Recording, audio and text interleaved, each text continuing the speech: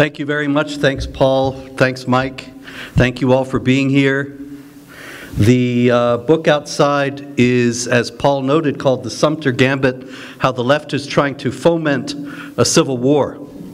And one thing that I have learned over the last few months since it's been out is that very few people know how to pronounce foment.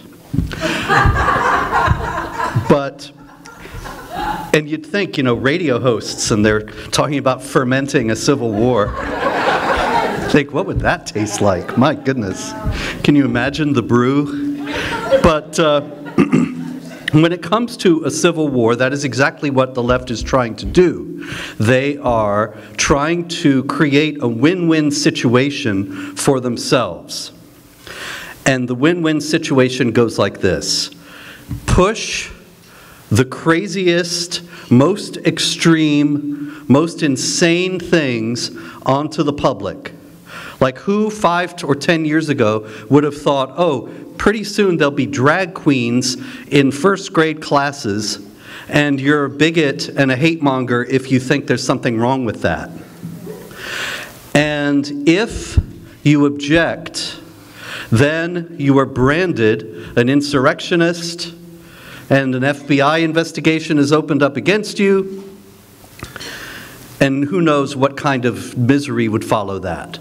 So it's a win-win situation for the left. Either we sit back and we take all this, their radical social and cultural agenda, and their radical political agenda, or else if we fight back, then they will use that as confirmation of their false claim that the right doesn't want a constitutional republic and wants to destroy it and create some kind of dictatorship and crack down on the insurrectionists. So either way they win, whether we act or whether we just sit back and accept it.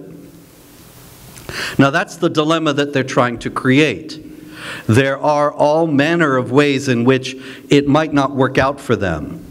But it's useful in this time when we have never been closer since the 1850s and the beginning of the 1860s to a civil war. It's useful to look back at how the first Civil War began and some aspects of it in order to understand where we are now. The Civil War in the first place, if you remember from history, if they taught you this, yeah, they probably taught you this, they taught us this, but the younger children don't know anything about any of this.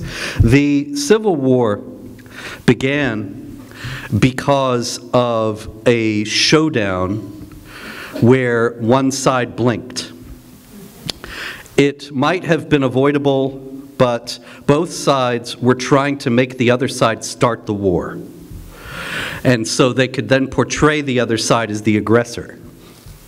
What happened was various states of the Union, starting with South Carolina, voted to leave the Union. Now, when that happened, did the federal troops pick up and leave those states? No, they became Confederate troops. Almost everybody was in favor, in the states that left, of leaving, and so the military, the Confederate Army, was formed of Union troops who were in the South, who followed the states into secession.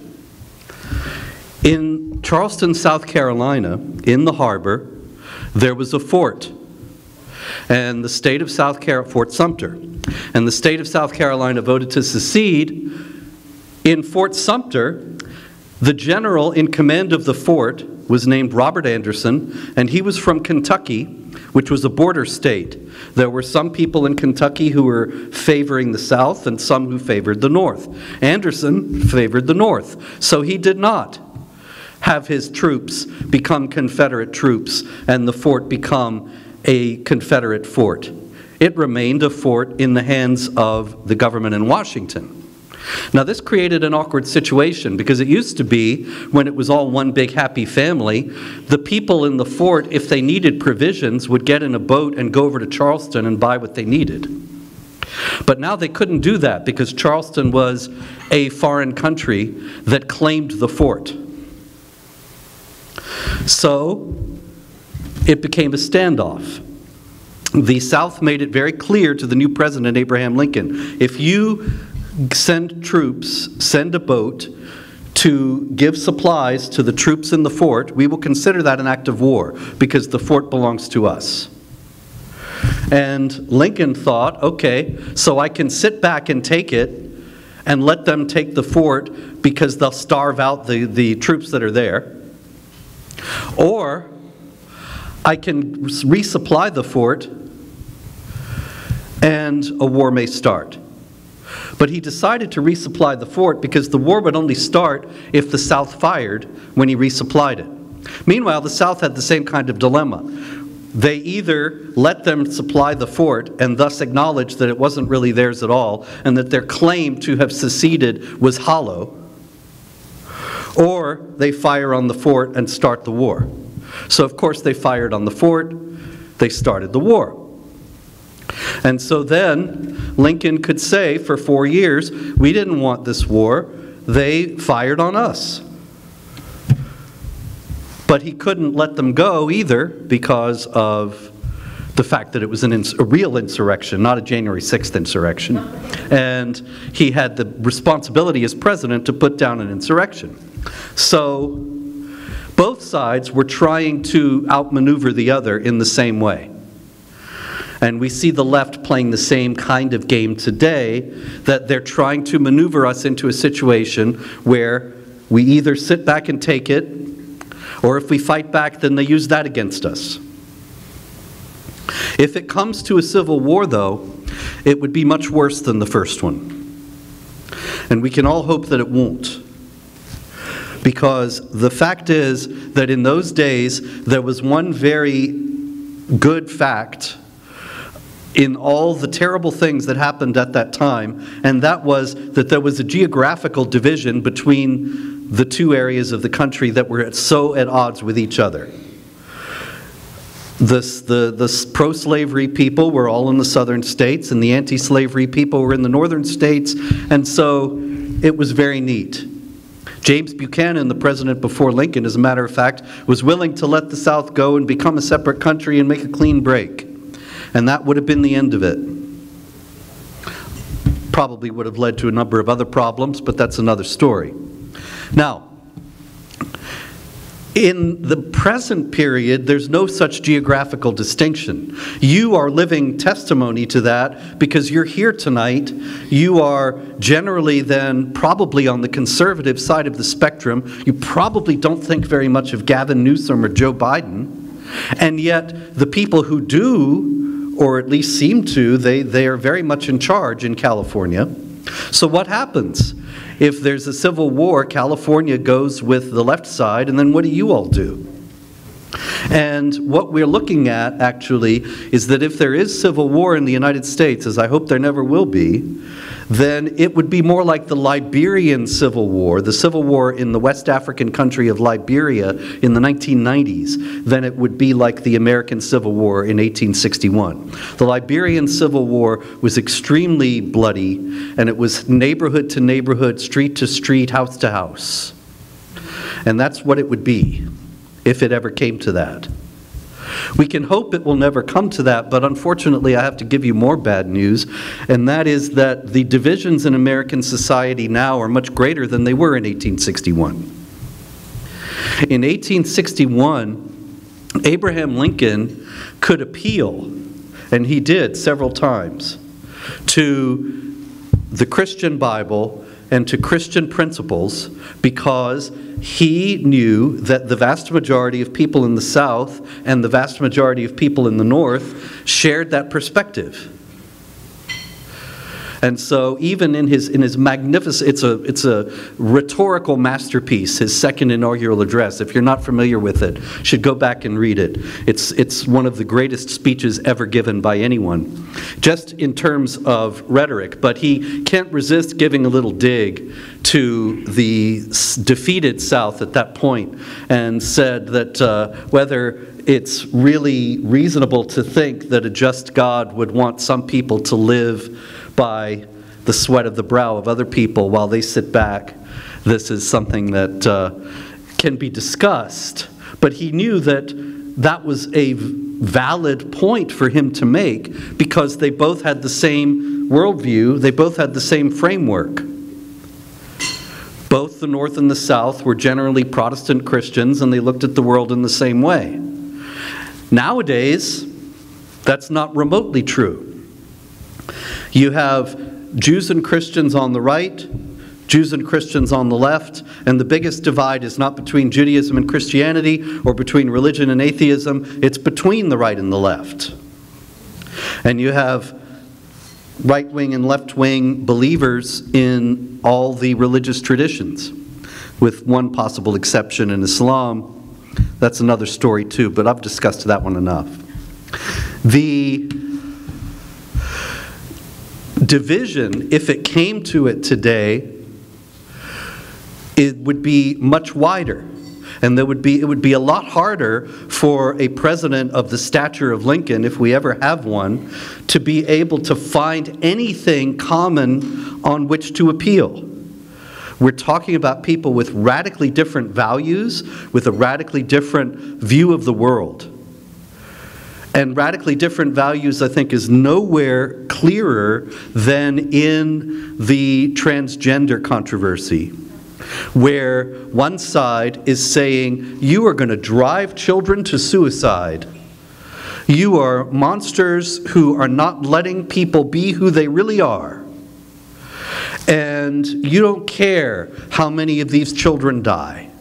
And the other side says, you're the monsters that are mutilating young people and making them think that a life after this kind of mutilation and a life of dependency on pharmaceuticals and being at war with every cell in their body is the way to become their true selves.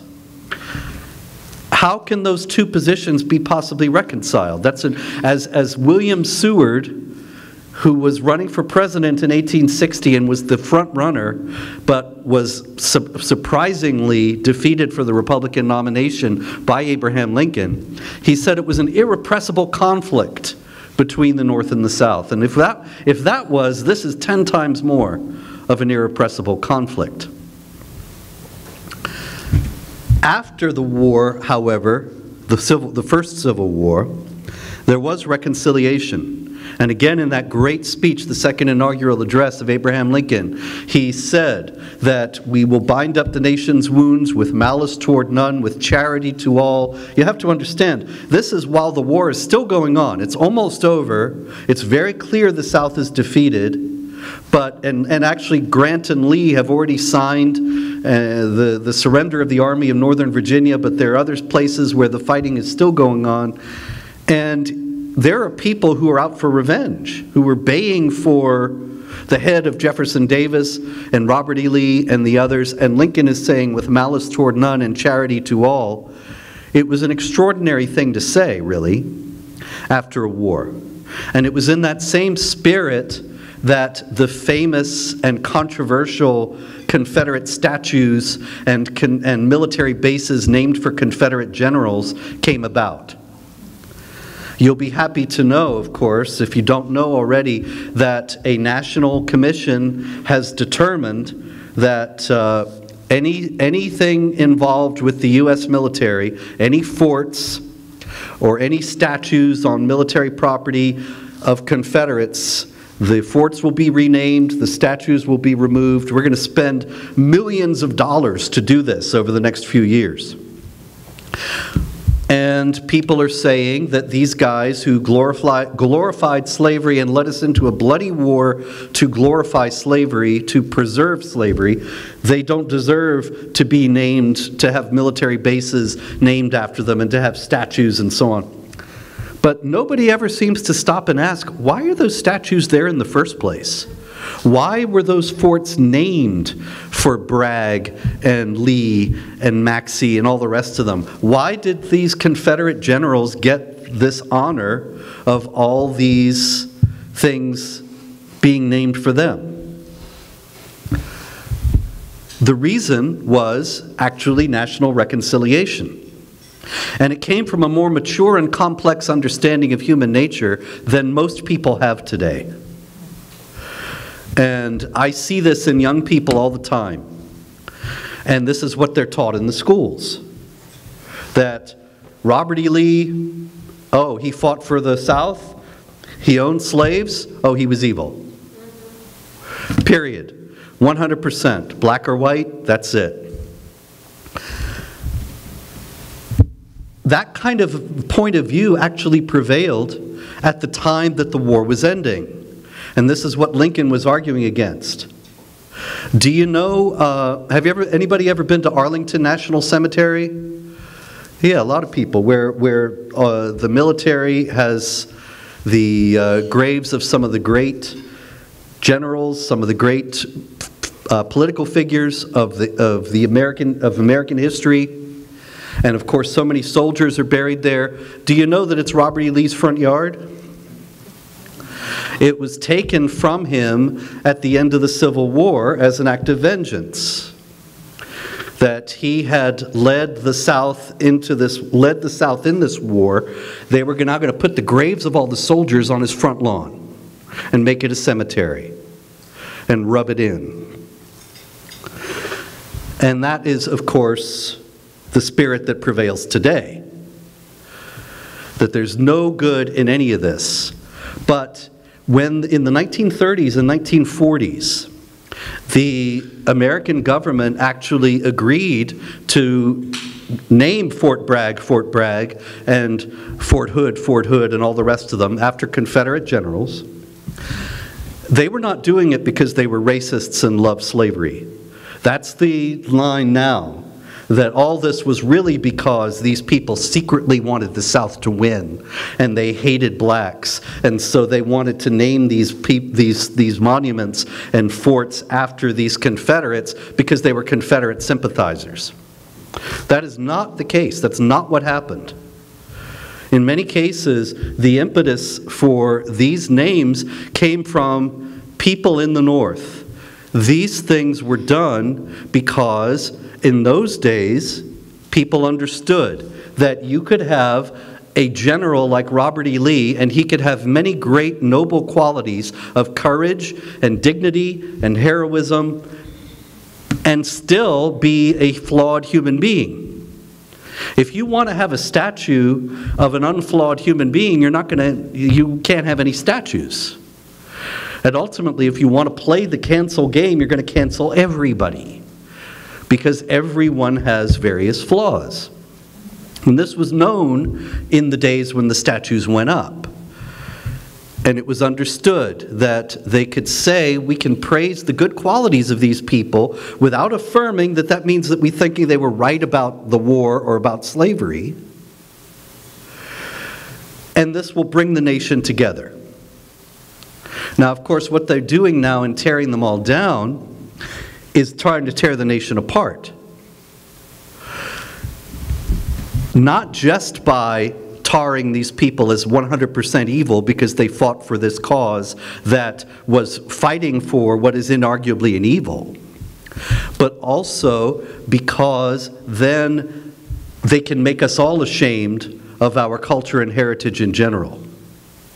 Whether you are from the North or from the South, or whether your family came here after the war and you had nothing to do with it whatsoever, it's part of American history.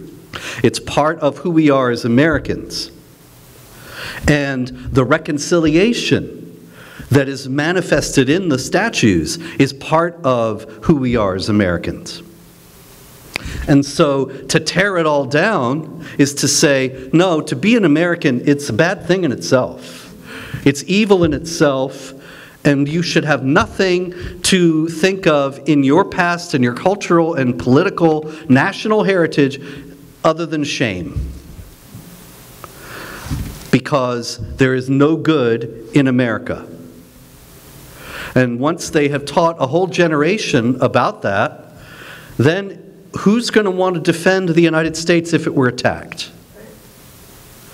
And so it's a very clever scheme. You got to give them credit. They've thought it all out very carefully, planned it all out with incredible precision. But the idea is now widespread among young people that America is some uniquely evil entity, when actually America has been a uniquely remarkable beacon of human rights in the world. This is why those of us who are the children of immigrants came here, why our families came here, because of what America is.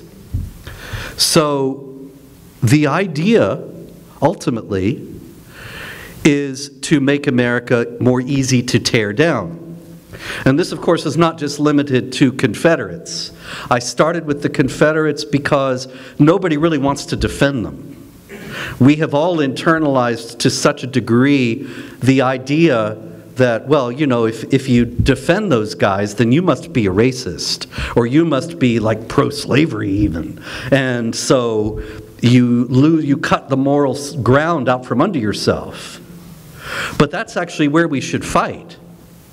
One of the arenas in which we should fight, because it carries so much significance for our national history in terms of the national reconciliation and the possibility of reconciliation and the complexity of human experience that means that even if we have a hero, we might understand that the hero is flawed.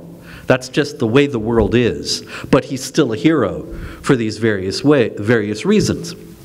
The goal, of course, is to replace all these people with their own heroes. And so after a while, you know, the statues of George Floyd and the statues of, who knows, Che Guevara and the rest of them, they're going to be around to replace the statues that are torn down. But as I was saying, it's not just the Confederates. If you go to Monticello now, Thomas Jefferson's home in Northern Virginia, or James Madison's Montpelier, also in Northern Virginia, you're not going to get, unless you try, maybe turn off everything they're telling you and read up yourself before you go, and don't read the signs and don't follow the guided tours, you're not going to get Jefferson and Madison. You're going to get, this was a slave owner's house, and here's where the slaves lived, and this is how the slaves suffered. And this is why the slaves suffered, because this rich white man was over here. And he wrote this racist constitution that enshrined slavery. And so you come out of that thinking, wow, this was a very bad guy. We should torch this place down. And that's the idea. Not to torch Monticello, although I'm sure that'll come eventually, but to torch the United States. To destroy it from within by weakening its foundations. And weakening its foundations by making people despise the people who created them. And so this is the nature of the way the Civil War actually is already being fought. And so we have to understand that when we're talking about history and the Civil War in the present day situation,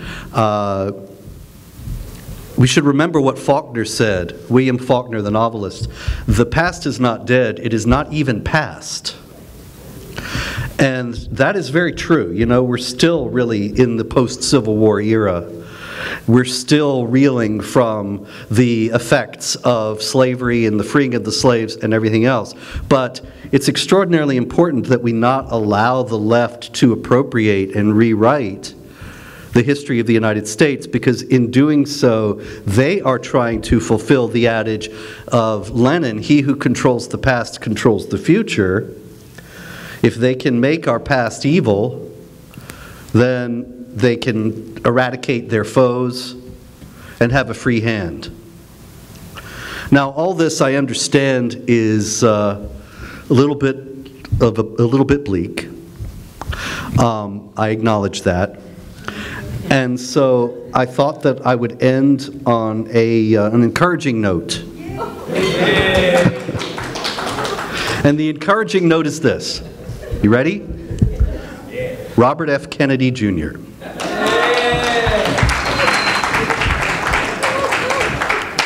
Now, why do I say that? I'm sure that he and I have, and probably all of us in this room, have a great many serious political disagreements with him. But at the same time, he demonstrates, he's a wonderful illustration of the fact that history is unpredictable. and that it's full of surprises, wonderful surprises sometimes. And he's the latest in a string of things that I think that the very powerful and very careful and very strategic leftist cabal, they didn't count on. The first was Brexit. The people in England and Great Britain voting to leave the European Union. And that's still playing out. That too is another story, but it was a tremendous blow against the globalist, socialist, internationalist mega government that they want to create. Second, of course, was Donald Trump. Now, Donald Trump, you know, I should publish a poll of what I think of Donald Trump every day, and it would be going up and down like this.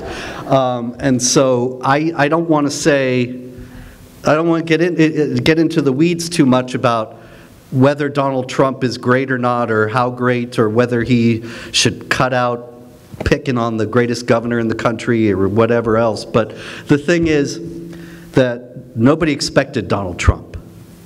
Nobody thought, oh, this billionaire playboy real estate guy from New York is gonna reveal the nature and the extent of this leftist cabal that controls so much. I mean, did we know that before? I don't know if many of us, maybe Joyce knew, but very few people knew before Donald Trump became president just how deep the left's control went and how much we were in this thrall of a bureaucratic oligarchy rather than actually having a constitutional republic. But now it's all out in the open. Even in his failures, he smoked them out, you know, because they were so avid to destroy him, and still are. They had to reveal themselves in various ways. So, you know, when he became president, I was naive. I thought, oh, he'll implement his agenda now. I didn't realize there was going to be this whole entrenched bureaucracy of leftists trying to stop him. But now we know. Now we know who's really running things. And so we can proceed accordingly. And their hegemony is not secure. And now the latest surprise is this member of the most celebrated political family in the country, far leftists, who did more damage to the United States over the last few years than Ted Kennedy, his uncle. And he himself has been a great advocate for the climate change hoax and for any number of other things. And yet now, here he is.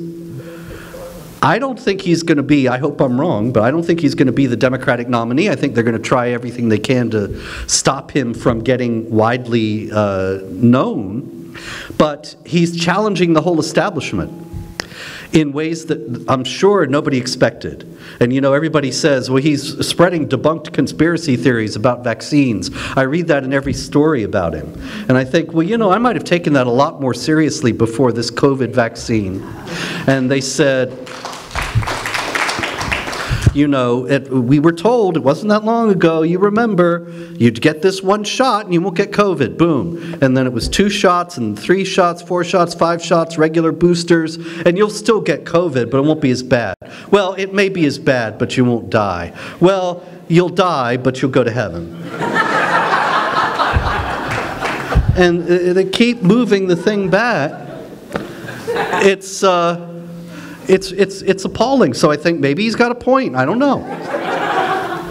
And above all, he said when he was announcing his candidacy that he wants to challenge the state and corporate power that are working together. And I thought, that's exactly it. Nobody's talking about that. I thought I was the only one who was talking about that. RFK, are you listening? Really, seriously, in the book, I talk about fascism in the United States. Fascism is, communism is ownership, state ownership of the means of production. Fascism, they don't have state ownership of the means of production. The state doesn't own the means of production. They're still in private hands. But the state tells the means of production what to do. That's fascism. And what is that but Joe Biden's administration working with Twitter, working with the other social media giants to censor dissidents about COVID and everything else? And What is that but Joe Biden saying that his opponent is the greatest threat to the republic? That's the way fascists talk. So Robert F. Kennedy is talking about this. And this is the conversation that we need to have in America. Maybe we'll have it now. So we need to know where we are in order to get where we need to be. And that can be disturbing, and the situation can be bleak. But remember that history is full of surprises, and that good things can come from all manner of unlikely sources. I'm not saying that Kennedy is going to get us out of all this, but he's just an indication that the road to victory is not assured for the left, and they may find all kinds of bumps in the road that they didn't expect. Thank you very much.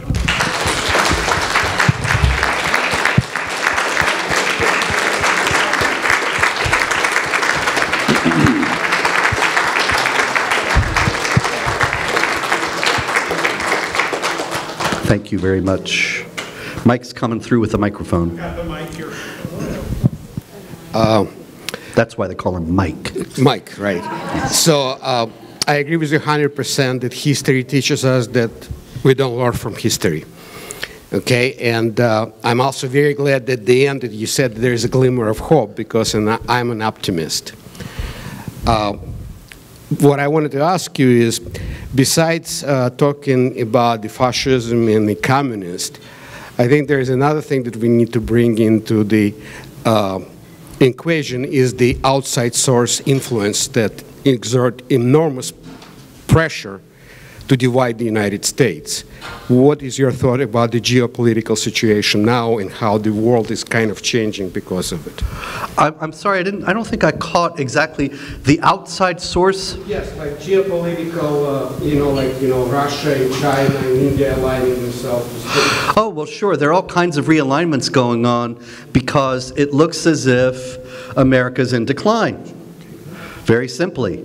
And these people can see it as well as we can, and so they think America is no longer the world power, and we have to adjust to the new realities.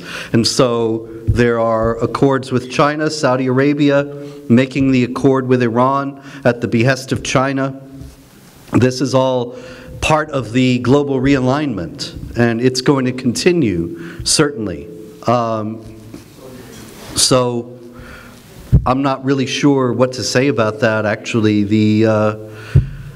It's unlikely to be reversed because what Joe Biden has done, well, not really Joe, but the people who run Joe Biden, what they've done over the last couple of years is so severe that the damage is going to take a long time to sort out.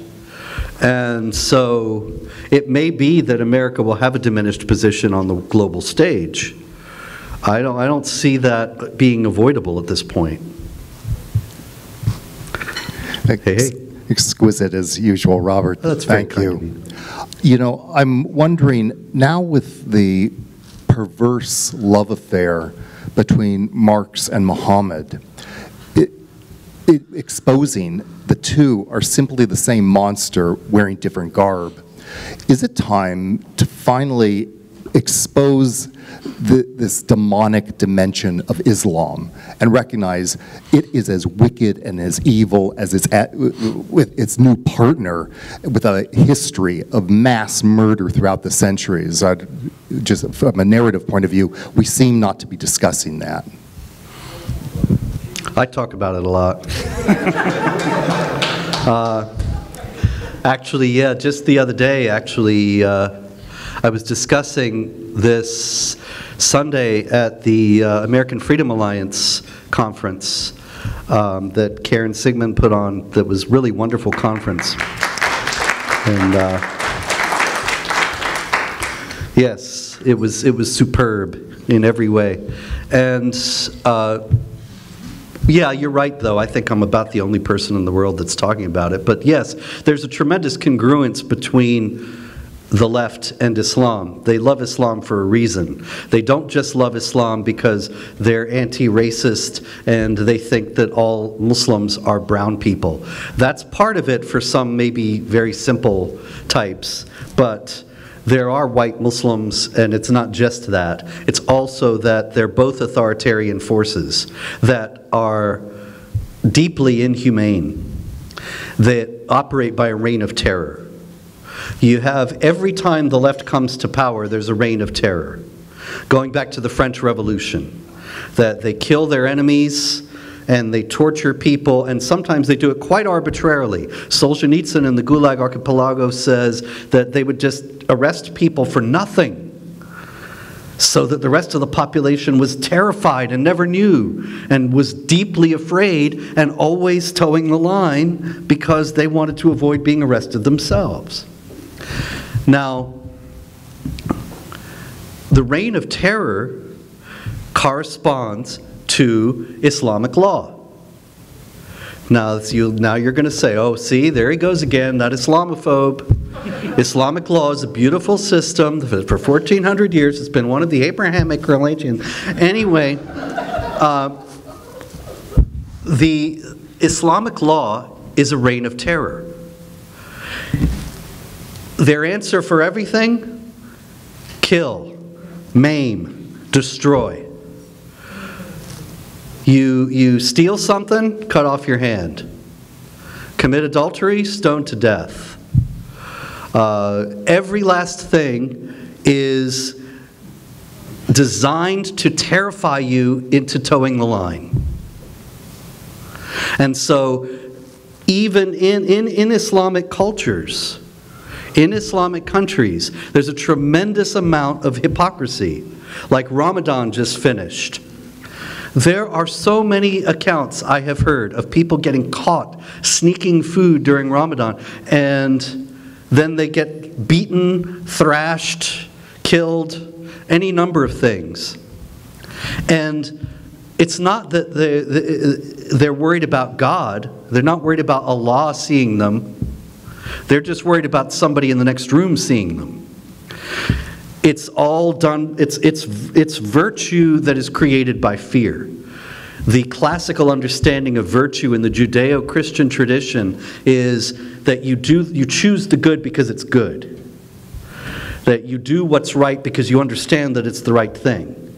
But in Islam, it's just you do what Allah says, or else not Allah. Allah will roast you in hell, yes, and feed you molten lead and all the rest of the things that are in the Quran. But in this world, you will suffer as well, and the Muslims will make sure of that.